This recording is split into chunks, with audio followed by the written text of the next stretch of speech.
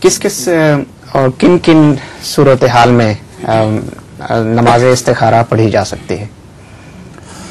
نماز استخارہ جو ہے اس کا لوگ مطلب غلط سمجھتے ہیں. استخارہ کا مطلب یہ نہیں ہے خبر طلب کرنا، اس کو استخبارہ کہتے ہیں.